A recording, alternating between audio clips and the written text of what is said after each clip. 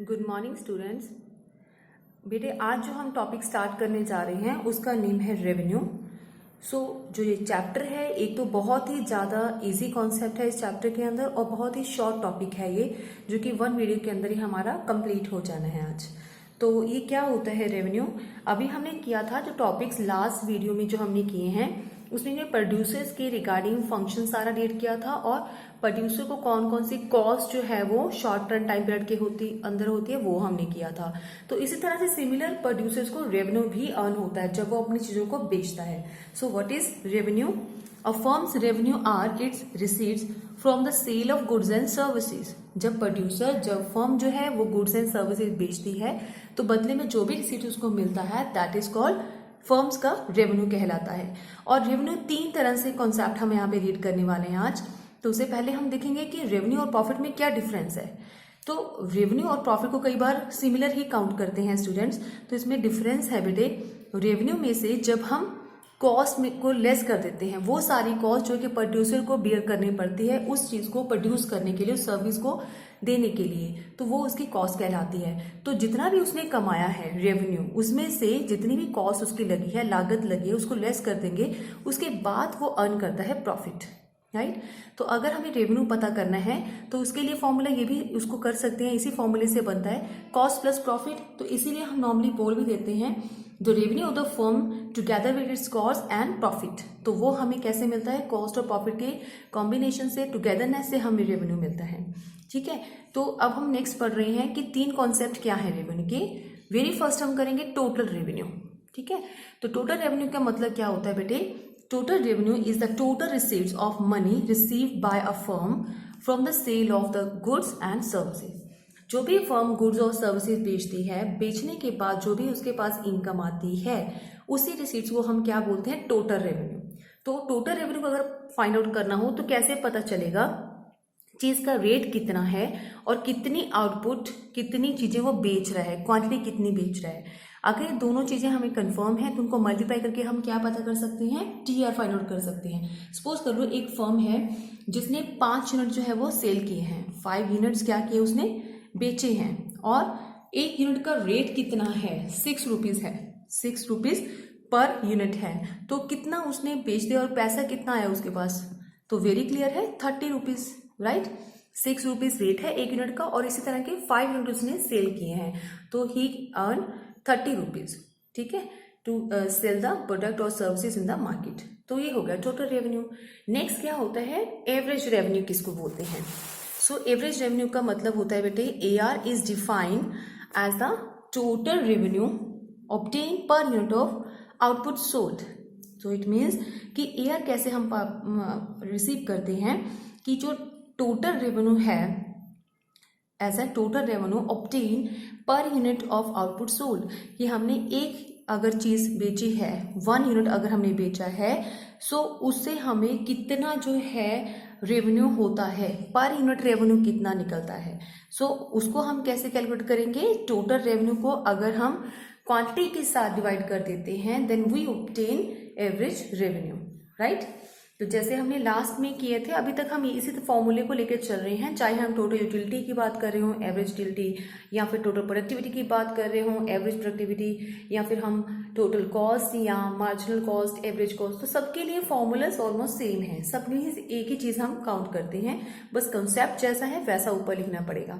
अगर कॉस्ट है तो TC लिख देंगे, अगर यूटिलिटी है तो TU लिख देंगे, अगर रेवेन्यू है तो TR लिखते हैं। क्लियर? तो ये बन गया हमारे लिए क्या? Average revenue average revenue is equal to total revenue upon quantity. एक चीज यहाँ पे और ध्यान में रखनी है कि ये जो TR है वो किससे बनता है? अभी ऊपर हमने किया है P मल्टीप्लाई Q, अगर हम लिखते हैं तो TR बनता है, राइट। तो अगर इस फॉर्मूले में मैं P equal to Q mention कर दूं तो यहाँ पे Q जो है वो कट हो जाता है, that is equal to P।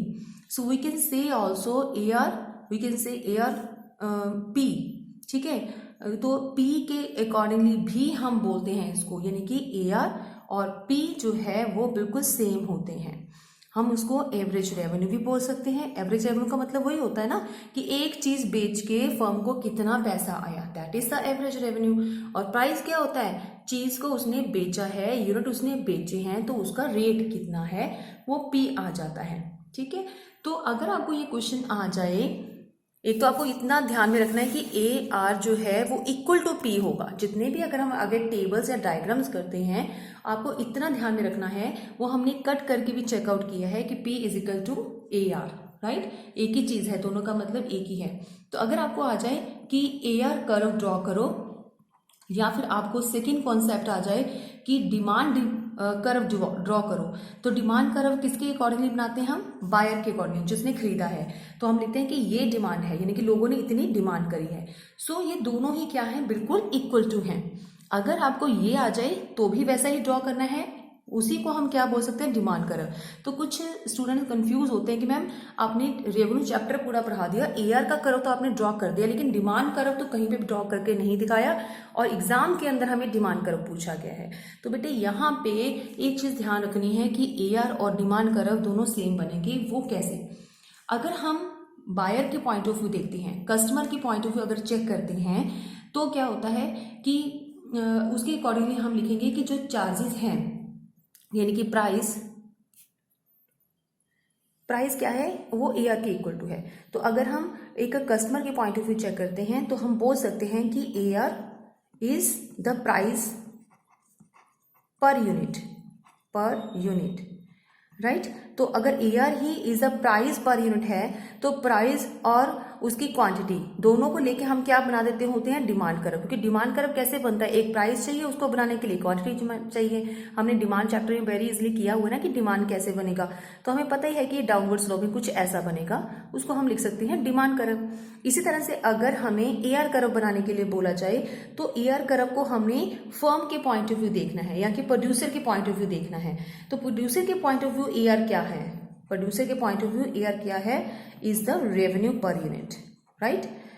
Revenue per unit, यानी कि दोनों में क्या फर्क है, ए आर को हम लिखते हैं कि ये तो रेवेन्यू है हमारी फर्म का या हमारे प्रोड्यूसर का।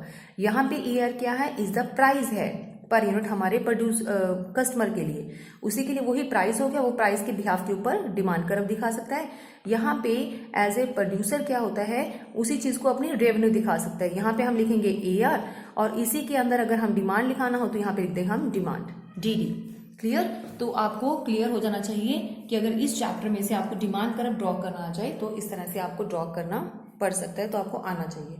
नेक्स्ट क्या आता है, मार्जिनल रेवेन्यू क्या होता है।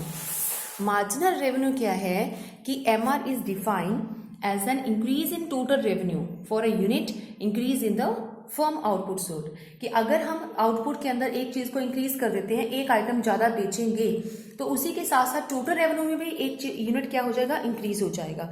और वही जो इंक्रीजमेंट होती है, एक यूनिट अलग से बढ़ता है टोटल रेवेन्यू के अंदर, उसी को हम क्या बोलते हैं, मार्जिनल रेवेन्यू।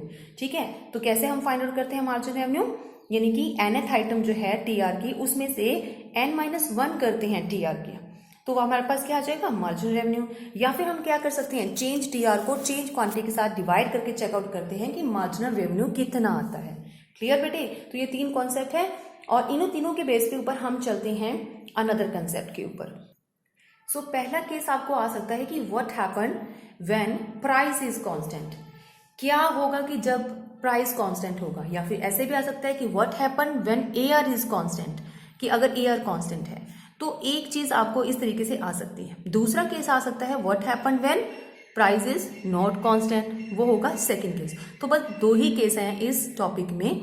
तो हम पहले करते हैं कि एआर अगर कांस्टेंट होता है, एक चीज आपको ध्यान में रखनी है कि यहाँ पे परफेक्ट कॉम्पिटिशन एक मार्केट है, कॉम्पिटिशन एक मार्केट है, तो उस मार्केट के अंदर जो रेट है, यानी कि जो प्राइस है, वो कांस्टेंट रहता है।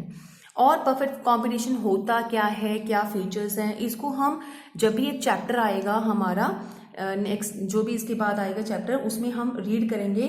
Chapter number I think so 11th होगा, ठीक है, या फिर 12th होगा, जिसमें फॉर्म ऑफ मार्केट है। तो 12th चैप्टर के अंदर हम प्रॉपर्ली रीड करेंगे कि परफेक्ट कंपटीशन होता क्या है। आज यहाँ पे हम सिर्फ इतना देखते हैं कि अगर प्राइस जो है वो कांस्टेंट रहे तो कैसे हमारा टेबल या डायग्राम बनेगा, तो वो हम साथ में लिखते हैं कि परफेक्ट कंपटीशन एक ऐसा बाजार होता है जहां पे रेट जो है वो कांस्टेंट रहते हैं, ठीक है, उसमें चेंजेस नहीं आती। क्यों नहीं आती वो हम सब कुछ उस चैप्टर के अंदर रीड करेंगे बेटे। तो यहाँ पे आउटपुट है 1 2 3 4 5 जो है आउटपुट है, ठीक है। तो इसके रेट्स जो हैं वो कांस्टेंट रहते हैं। तो एक से तो मुझे बताना पड़ेगा कि कांस्टेंट है, थोड़ा सा आपको क्लियर हो जाए इसलिए। फिर एक परफेक्ट कंपटीशन में एक एग्जांपल हम लेते हैं कि जैसे अब कोई भी ऐसी फर्म जो एक चीज़ बना रही है, कोई भी ऐसी इंडस्ट्री जो एक चीज़ प्रोड्यूस कर रही है, तो उसकी बहुत सारी ब्रांचेज हैं, बहुत सारी फर्में हैं। तो अपने सभी फर्म्स को कहते हैं कि आपने बिल्कुल सेम चीज़ जो है वो बनानी है, उसका शेप, उसका कलर, उसका डिज़ाइन बिल्कुल प्रॉपर होना चाहिए, क्योंकि हम सब क्या है, एक यूनिट है। तो सभी जो ब्रांचेस, सभी फर्मों में जो चीज़ बनेगी, इंडस्ट्री कहती है कि मेरे अकॉर्डिंगली ही बनेगी। इट मीन्स कि जो रेट है वो भी मैं डिसाइड करूंगा। तो कंपनी का जो मेन इंडस्ट्री है वो रेट फाइनलाइज कर देती है, तो सभी फर्मों को उसी रेट के ऊपर चीज़ों को बेचना पड़ता है, राइट। वो हो गया परफेक्ट कंपटीशन। यहाँ पे रेट फर्म इंडस्ट्री ने डिसाइड कर दिया 10 10 10, बस इससे ज़्यादा चीज़ नहीं बिकेगी। चाहे एक आइटम खरीद रहा है बंदा ने, चाहे 5 आइटम खरीदने हैं, तो कोई बार्गेनिंग नहीं है, कुछ रिलैक्सेशन नहीं देना है। क्योंकि नॉर्मली हम शॉपिंग करने जाते हैं तो कस्टमर कहता है कि अगर मैं 5 आइटम खरीदूंगा तो आप रेट कम करोगे। तो यहाँ पे परफेक्ट कंपटीशन के अंदर रेट कम नहीं होता, जितना फिक्सेशन है रेट की उसी के ऊपर चीज़ बेचनी पड़ती है, पहला पॉइंट। तो हमने यहाँ पे ऊपर लिखा है AR is equal to P। हमें पता है कि प्राइस जो है इक्वल टू AR है, वो अभी हमने फॉर्मूले के अंदर चेकआउट भी किया था। तो अगर TR निकालना हो साथ में तो हम क्या से करेंगे, ठीक है, इसको क्वांटिटी को यानी कि P के साथ मल्टीप्लाई करते जाएंगे हर एक आइटम में, तो हमारे पास TR है। जैसे जैसे आउटपुट हम बढ़ाना चाहते हैं उससे हमारी रेवेन्यू जो है वो बढ़ती जा रही है, ठीक है। किसके अकॉर्डिंगली, प्राइस के अकॉर्डिंग। प्राइस हमारा सेम है तो सेम रेट से हमारी रेवेन्यू में इंक्रीजमेंट आती है। MR कैसे निकालते हैं, MR को सिंपल, पहले यूनिट का MR तो 10 का 10 ही रहेगा। सेकेंड आइटम में क्या करें, 20 माइनस 10, फिर 30 माइनस 20, 40 माइनस 30, 50 माइनस 40, तो हमारे पास MR जो है वो भी तैयार हो गया। यानी कि तीन ही चीजें हमने की हैं कॉन्सेप्ट अभी, AR, TR और MR। तो तीनों का ही हमने टेबल बनाना है, तीनों का ही हमें डायग्राम बनाना है। किस केस के अंदर, what happen when price is constant. या तो आपको ये क्वेश्चन आ जाएगा या फिर आपको इस तरीके से आ जाएगा कि परफेक्ट कंपटीशन के अंदर रेवेन्यू कैसे बनाते हैं। तो अगर ऐसा भी कॉन्सेप्ट आ जाए तब भी आपको यही टेबल, यही डायग्राम बनाना है। तो डायग्राम क्या है बेटे, अभी हम चेक करते हैं। सो बेटे यहाँ पे डायग्राम कैसे बनेगा, एक साइड में हम आउटपुट ले लेते हैं, सेकंड साइड में हम लेते हैं रेवेन्यू। तो यहाँ पे मैंने ड्रॉ किया है, TR क्या है, कांस्टेंट वे से बढ़ रहा है, ठीक है। तो मैंने यहाँ पे 1 यूनिट से स्टार्ट किया है, तो पहले 10 था, फिर 20, फिर 30, फिर 40, फिर 50, इस तरह से हमारा क्या हो रहा है, मूव कर रहा है TR, जैसे कि हमने टेबल के अंदर अभी चेकआउट किया था। 10 20 40 30, ठीक है, जैसे भी हमने लिखा हुआ है टर्न वाइज 10 से लेके 50 तक राइज कर रहा है कॉन्स्टेंटली वे से। तो ये कॉन्स्टेंटली वे से क्यों राइज करता है, TR अंडर परफेक्ट कॉम्पिटिशन। अगर हम परफेक्ट कॉम्पिटिशन के अकॉर्डिंगली देखेंगे तो वो क्या होता है कि एक स्ट्रेट लाइन ही बनेगा। क्यों बनेगा, because the market price always remain constant. तो अभी हमने चेक किया है कि मार्केट प्राइस जो है वो 10 के अकॉर्डिंगली चल रहा है, चाहे पर्सन 1 यूनिट खरीदे चाहे 5 खरीदे। तो यहाँ पे रेट तो सेम है, रेट में तो हमें कोई डिक्रीजमेंट नहीं किया, कोई इंक्रीजमेंट नहीं किया, इट इज रिमेन सेम।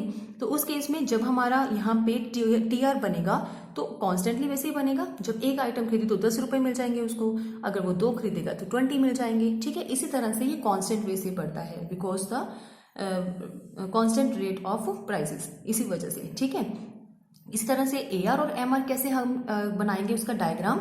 तो AR और MR जो बनाते हैं वो भी आउटपुट लेंगे, यहाँ पे रेवेन्यू लेंगे, और यहाँ पे P मतलब 10, हमने कितना लिया है, 10 यूनिट्स लिया है। तो 10 रुपीज जो है वो हम कांस्टेंट एक लाइन ड्रॉ कर देते हैं, उसको हम P भी बोलते हैं, उसी को हम AR भी बोलते हैं, उसी को हम MR भी बोलते हैं। अब ये साथ में MR हमने क्यों मेंशन किया है, जो ये हमारा एक अभी टेबल ड्रॉ किया था उसमें AR और P ये तो इक्वल टू है ही है, जब हमने कैलकुलेट किया तो MR भी इक्वल टू है।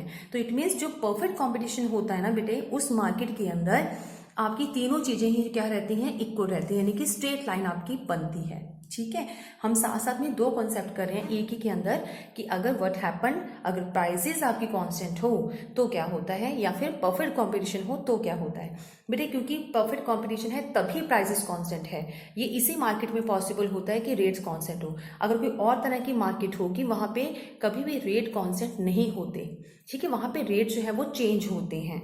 अपनी चीज़ों को बेचने के लिए लोग रेट्स को कम करते हैं ताकि ज़्यादा आउटपुट उनकी बिक जाए, लेकिन परफेक्ट कंपटीशन के अंदर रेट्स कांस्टेंट ही रहते हैं। ठीक है, तो आपको दोनों तरीके से क्वेश्चन आ सकता है, परफेक्ट कंपटीशन के अकॉर्डिंगली कैसे बनेगा रेवेन्यू, या फिर एआर जब हमारा कांस्टेंट है तब कैसे बनेगा हमारा टेबल और डायग्राम। ठीक है, तो क्या होता है, मतलब ये क्वेश्चन आ जाएगा। नेक्स्ट जो क्वेश्चन है उसमें लिखा है हमने व्हाट हैपन व्हेन एआर यानी कि प्राइस इज नॉट कांस्टेंट, तो इसके अंदर हम कैसे टेबल और डायग्राम लेंगे बेटे, वो हम अब यहाँ पे चेक करते हैं। सेकेंड है what happen when AR is not constant या फिर प्राइसेस इज नॉट कांस्टेंट। अगर कांस्टेंट नहीं है प्राइसेस तो क्या होता है, व्हाट हैपन, ये क्वेश्चन आपको अराइज हो सकता है। तो हम लिखेंगे कि अगर प्राइसेस जो है वो कांस्टेंट नहीं होती तो या तो वो बढ़ती हैं या फिर कम होती हैं। तो हम यहाँ पे कौन सा केस ले रहे हैं, अभी मैंने अपनी टेबल के अंदर लिया है कम होने वाला केस। तो ये कहाँ पे पॉसिबल होता है कि प्राइसेस नॉट कांस्टेंट। कई ऐसी मार्केट है जहाँ पे प्राइसेस कभी सेम नहीं रहता, क्योंकि एक ही मार्केट है जहाँ पे प्राइस कांस्टेंट है। वो कौन सी, अभी हमने रीड किया था, परफेक्ट कंपटीशन का बाजार कहलाता है। डिटेल हम करेंगे उस चैप्टर के अंदर फॉर्म ऑफ मार्केट में। अब आता है कि मोनोपोली और मोनोपोलिस्टिक दो ऐसी मार्केट हैं, दो ऐसे हमारे पास फर्म है जहाँ पे उस मार्केट के अंदर रेट जो है वो चेंज होते ही रहते हैं, प्राइसेस इज नॉट कांस्टेंट। तो आपको क्वेश्चन जो आएगा वो इस तरीके से आएगा कि क्या होता है जब प्राइसेस कांस्टेंट नहीं होते हैं। बट यहाँ पे इस वे से क्वेश्चन नहीं आएगा क्योंकि ये जो पार्ट है, ये जो मार्केट है आपके सिलेबस में अभी नहीं है। बट इतना कॉन्सेप्ट को करने के लिए हम समझेंगे जरूर कि क्या वो, मतलब जब नोट कांस्टेंट होता है तो क्या हम डायग्राम और टेबल बनाते हैं। ठीक है, तो यूनिट्स ऑफ आइटम हम लेते हैं कि जैसे जैसे एक प्रोड्यूसर एक आइटम बेचना चाहता है, 2 आइटम या 3 आइटम बेचेगा तो कैसे होता है, तो रेट के अकॉर्डिंगली वो चीज़ों को बेचता है। अगर उसने 10 रुपये रेट लिखा है तो वो एक ही आइटम बेचता है। अगर वो रेट थोड़ा कम करता है तो उसको लगता है कि अब मैं आइटम ज़्यादा बेच सकता हूँ, तो 2 यूनिट बेच रहा है।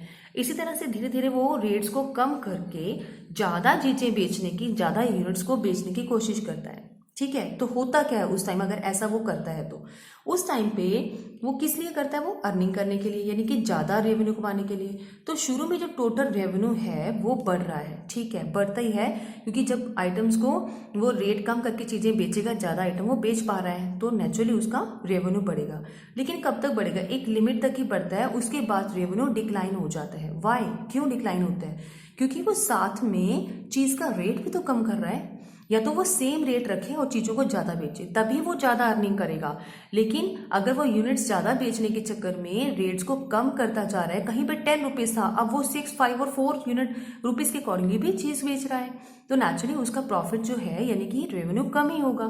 तो हम बोल सकते हैं कि अगर इस तरह का कॉन्सेप्ट आता है जहाँ पे रेट्स चेंज होते हैं, यानी कि कॉन्स्टेंट नहीं है, अगर ये वर्डिंग है, तो रेवेन्यू पहले बढ़ता है, उसके बाद थोड़ा सा कम होना शुरू हो जाता है। इसी के बेस से हम एमआर भी बनाते हैं। तो एमआर क्या है, एमआर होता है कि 10 पहले यूनिट में 10 रहेगा, उसके बाद आप डिफरेंसेस लेके करोगे, nth आइटम में से n-1 निकाल के आप हर आइटम का क्या निकाल दोगे, एमआर फाइंड आउट कर लोगे। और ए आर को हम इक्वल टू पी भी लिखते हैं, यहाँ पे कंफ्यूज नहीं होना, पी ही होता है ये हर केस में। ठीक है, चाहे वो परफेक्ट कंपटीशन है या कोई और मार्केट की बात कर रहे हैं, ए आर को इक्वल टू पी ही लेके जाना है। तो बेटे समझ आया यहाँ पे टेबल को। ठीक है, यहाँ पे रेट्स को डाउन करते हुए दिखाना है, फिर टी आर मल्टीप्लाई कैसे करना है, यूनिट को पी के साथ आपने सारा टी आर बनाना है। टी आर को मल्टीप्लाई नहीं, टी आर निकलता कैसे है, पी मल्टीप्लाई अगर आप आउटपुट करते हो तो टी आर फाइंड आउट होता है, और इसी के अकॉर्डिंगली एम आर भी आप फाइंड आउट करते हो। इसका डायग्राम कैसे बनेगा कि अगर आपको ये कॉन्सेप्ट आता है कि व्हाट हैपन, कि अगर रेट आपके कॉन्स्टेंट नहीं रहते तो टीआर में अभी हमने देखा है कि टीआर पहले थोड़ा बढ़ता है, फिर एक जगह पे कांस्टेंट रहता है, फिर डिक्लाइन भी करता है। हमें फ्री हैंड भी अगर बनाना चाहो तो आप बना सकते हो ये डायग्राम, और उसी पे बिहाफ के ऊपर एमआर और एआर जो बनता है वो मैंने यहाँ पे ड्रॉ किए हैं। दोनों ही डिक्लाइन कर रहे हैं, एआर भी डिक्लाइन कर रहा है और एमआर भी डिक्लाइन करता है। बट इतना ध्यान रखना है बेटे, एमआर जो है वो 0 और नेगेटिव भी हो सकता है, लेकिन एआर कभी भी 0 और नेगेटिव नहीं होता। ये सिर्फ क्या करता है, डिक्लाइन करता है, बस नेगेटिव तक नहीं जाता। ठीक है, जहाँ पे टीआर हमारा मैक्सिमम होता है उस पॉइंट के ऊपर आपका जो एमआर है वो क्या हो जाता है बेटे, 0 होता है। उस लेवल के ऊपर आपका जो एमआर है वो 0 होता है, जहाँ पे टीआर हमारा मैक्सिमम होता है। अभी भी एक बार फिर से टेबल के ऊपर देखते हैं हम, जो हम वर्डिंग बोल रहे हैं कि जहाँ पे आपका एमआर जो है वो 0 होता है, उसमें आपका टीआर बिल्कुल मैक्सिमम लेवल पे होता है, उसके बाद तो डिक्लाइन होना शुरू हो जाता है। और यहाँ पे आप चेक करोगे जो एआर है वो क्या हो रहा है, कम तो हो रहा है, ये कि कभी भी 0 या फिर नेगेटिव नहीं होता। क्यों नहीं होता? क्योंकि एआर का मतलब क्या है, प्राइस। तो कोई ऐसा प्रोड्यूसर होगा जो 0 लेवल के ऊपर अपनी चीजों को बेचेगा? नेवर, कभी भी नहीं होता। तो नेगेटिव का तो सवाल ही पैदा नहीं होता, इसलिए ये चीज 0 और नेगेटिव नहीं होती, डिक्लाइन फॉर्म में होती है। हाँ, एमआर जब हम सॉल्व करते हैं तो वो 0 नेगेटिव हो सकता है, क्योंकि यहाँ पे रेट्स हम ज़्यादा डाउन कर रहे हैं तो अर्निंग नहीं हो पा रही है। इसे क्लियर बेटे?